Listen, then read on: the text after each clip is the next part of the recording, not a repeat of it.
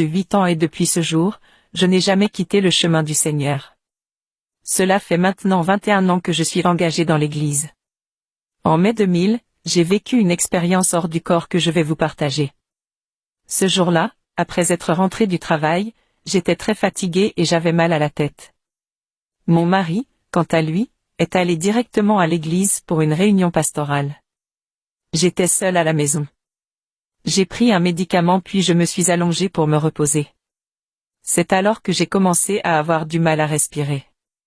Soudain, j'ai ressenti une sorte de choc dans mon corps, comme si quelque chose en sortait. En un instant, j'ai réalisé que j'étais debout, alors que mon corps physique était encore allongé sur le lit. J'ai entendu une voix qui disait, « Ton esprit va rencontrer Jésus. » Jésus m'a alors dit, « Servante, aujourd'hui je vais te révéler le monde spirituel et les stratégies de la tromperie de Satan. Après cela, ta vie et ton ministère ne seront plus jamais les mêmes. » Soudain, une grande obscurité m'enveloppa. Jésus me dit, « Maintenant, je vais t'emmener en enfer. » Sous mes pieds, un trou noir s'ouvrit, et je fus entraîné dans une descente rapide, comme dans un manège inversé. Alors que je tombais, Jésus apparut et saisit ma main. J'ai alors cessé de tomber la tête la première, et nous avons pénétré par ce qui ressemblait à la gorge de l'enfer. Nous sommes arrivés dans une vallée infernale, d'où émanait une odeur nauséabonde insupportable, bien pire que celle de toute chair pourrie sur terre. Je demandai à Jésus pourquoi une telle puanteur régnait alors qu'il n'y avait aucun cadavre visible. Il me répondit, « Ceux qui meurent dans le péché, sans que leur âme ait été lavée par le sang de l'agneau, finissent ici. » Apocalypse 7, 14, je regardai autour de moi, et la vallée était plongée dans une obscurité totale. Finalement, un feu s'éleva, brûlant des corps déformés, dont la chair fondait dans les flammes. La vallée des perversions sexuelles. Jésus me permit de voir les péchés que ces âmes avaient commis durant leur vie terrestre. J'entendais leurs cris de détresse, ils demandaient miséricorde et suppliaient pour avoir de l'eau. Je me mis à pleurer, demandant au Seigneur de les faire sortir de cet endroit. Mais Jésus me répondit, « Je ne peux pas les en sortir, car ils ont choisi cette destination. » Je lui demandai, « Quel est cet endroit ?» Et il répondit, « Analia, voici la vallée de ceux qui ont imité les œuvres de Sodome et Gomorrhe, et se sont adonnés à toute forme d'abomination sexuelle.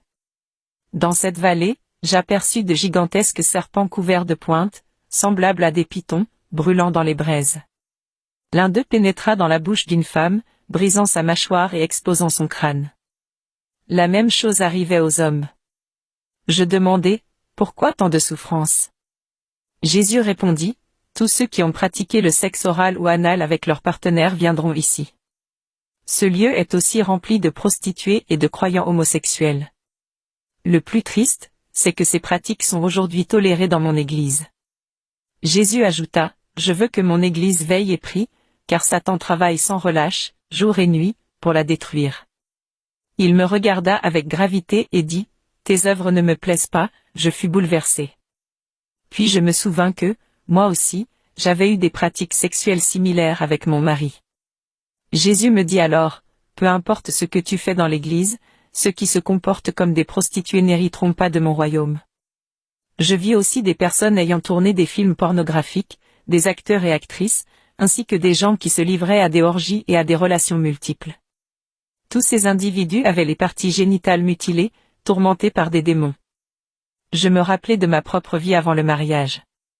Même en étant chrétienne, je cachais mes péchés au lieu de les confesser. Face à tant de souffrances, je commençais à confesser et à me repentir sincèrement. Je vis aussi une adolescente torturée dans ses parties intimes.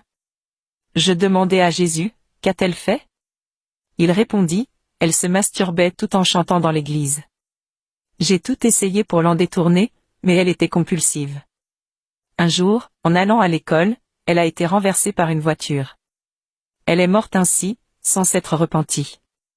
Je vis également un homme qui avait violé des femmes sur terre. En enfer, il était à son tour violé par des démons. Il y avait aussi des pédophiles, des libertins, des homosexuels et des lesbiennes. Enfin, j'aperçus un homme et une femme ligotés ensemble, tous deux torturés par une queue démoniaque qui les pénétrait simultanément. J'ai demandé à Jésus, quel acte terrible ont-ils commis pour mériter une telle souffrance? Le Seigneur m'a répondu, Ces deux personnes étaient membres d'une église sur la terre. L'homme était un pasteur et a commis l'adultère avec cette jeune femme. Ils ont entretenu une relation intime pendant longtemps, jusqu'au jour où, profitant de l'absence des parents de la jeune femme, son petit ami est entré chez elle avec une arme à feu et les a tués tous les deux. Aujourd'hui, ils sont en enfer, liés comme au moment de leur mort, sans avoir eu le temps de se repentir. J'ai ensuite vu un missionnaire souffrir également en enfer. Bien qu'il accomplissait l'œuvre de Dieu, il menait une double vie. Célibataire, il fréquentait des maisons de prostitution. Un jour, en sortant de l'une d'elles, il a été surpris par un voleur. Pris de panique, il a fui mais a été abattu. Il est mort sans avoir pu se repentir et a été précipité en enfer. Jésus m'a ensuite montré une vallée en enfer où se trouvait un immense écran de télévision. Je lui ai demandé pourquoi un téléviseur se trouvait en enfer. Il m'a répondu, la télévision est une invention de Satan. Elle a refroidi la ferveur de mon église. J'ai alors vu un jeune homme à qui on arrachait les yeux avec un fer chauffé au rouge.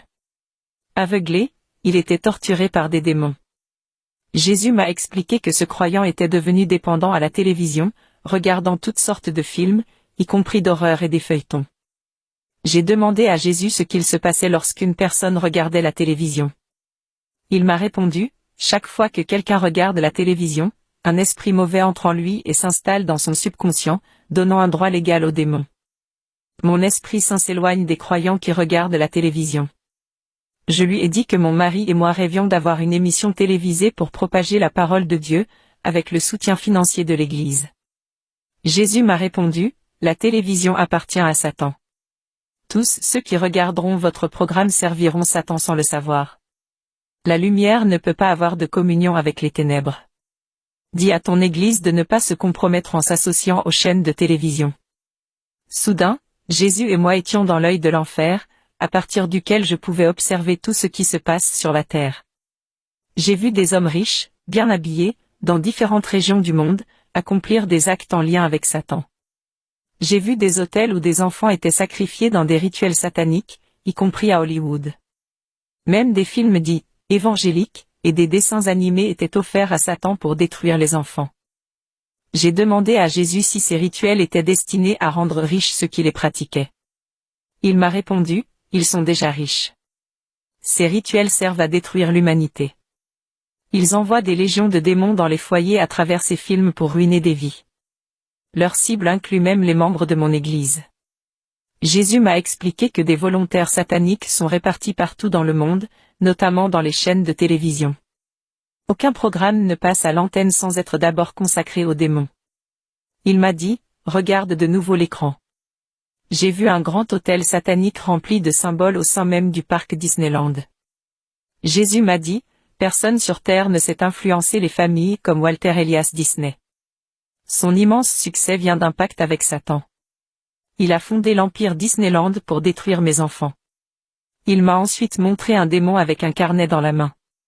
Sur ce carnet figuraient Mickey Mouse, Donald Duck, Tom et Jerry, plusieurs princesses, des dessins animés japonais et bien d'autres. Ce démon était chargé d'influencer les enfants, mais aussi les adultes. Jésus a dit, Satan a conçu un plan pour détruire mes enfants. J'ai pourtant averti mes fidèles de ne pas emmener leurs enfants à Disneyland.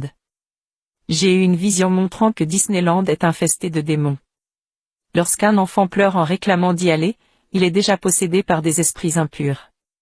Ensuite, Jésus m'a emmené au-dessus de la terre, et nous sommes restés dans les nuages. J'ai vu des nuées de démons traversant les airs et pénétrant dans les maisons. Jésus m'a permis de voir ce que faisaient les gens chez eux, des enfants regardaient des dessins animés, et des démons en forme de personnages animés entraient dans leur maison pour les posséder. C'était la même chose avec les films, les séries, les telenovelas. Chaque programme avait un démon spécifique associé à lui. J'ai vu un journal télévisé qui, lui aussi, permettait à des démons de pénétrer dans une famille. C'étaient des esprits de violence, responsables de grandes destructions. Dans les journaux, j'ai vu à grande échelle des foyers de croyants où des démons se manifestaient. Ces croyants n'avaient pas la force spirituelle nécessaire pour les chasser. Ces esprits causaient des conflits entre père et fils, entre mère et fille, entre mari et femme. Jésus m'a ensuite emmené à une réunion de cinéastes, d'acteurs et de producteurs, tous sous l'influence de démons. J'ai pu entendre leurs discussions. Ils disaient, nous devons détruire les familles entières, ruiner leur communauté, empêcher les incroyants d'atteindre la vérité. Produisons des dessins animés capables, dans 10 ans, de les anéantir. Ensuite, nous passerons à un autre groupe ciblé. J'ai remarqué que, juste avant la sortie de films ou de dessins animés au cinéma, ils transportaient des dizaines d'affiches.